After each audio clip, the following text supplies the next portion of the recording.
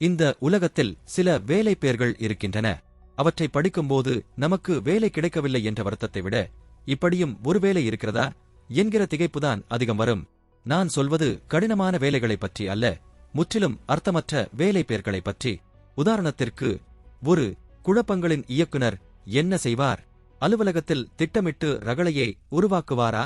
அல்லது ஒரு டிஜிட்டல் தீர்க்கதரிசி இவர் என்ன இணையம் எப்போது துண்டிக்கப்படும் என்று ஜோசியம் சொல்வாரா?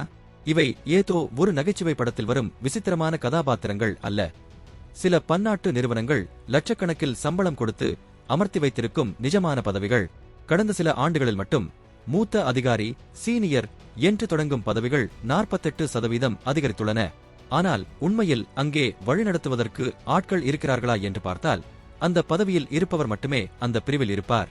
சம்பளத்தை உயர்த்த நிதி இல்லை என்றால் உடனே ஒரு புதிய பளபளப்பான பட்டத்தை தயார் செய்து விடுவார்கள். உனக்கு ஊதிய உயர்வு தர முடியாது, ஆனால் நாளை முதல் நீ வாடிக்கையாளர் வெற்றி நட்சத்திரம். இது ஒரு வகையான கார்ப்பரேட் மயக்க மருந்து. ஒரு காலத்தில் மேலாளர் என்றால் அவருக்கு கீழே ஒரு குழு இருக்கும், ஒரு பொறுப்பு இருக்கும்.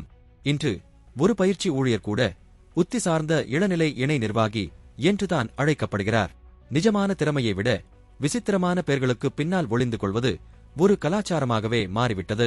ஒரு மென்பொருள் பொறியாளர் என்று சொல்வதை விட மந்திரவாதி போன்ற அடைமொழிகளோடு சொல்வது அதிக அங்கீகாரம் தரும் என்று நாம் நம்பத் தொடங்கிவிட்டோம்.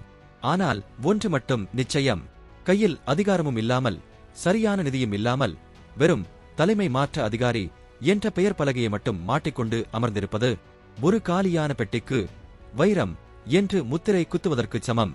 அடுத்த பகுதியில் இந்த பெயர் விளையாட்டு எப்படி நிறுவனங்களின் உண்மையான உழைப்பை குறைக்கிறது என்பதையும் இந்த மாயையிலிருந்து நாம் எப்படி வெளியேறுவது என்பதையும் அலசுவோம்.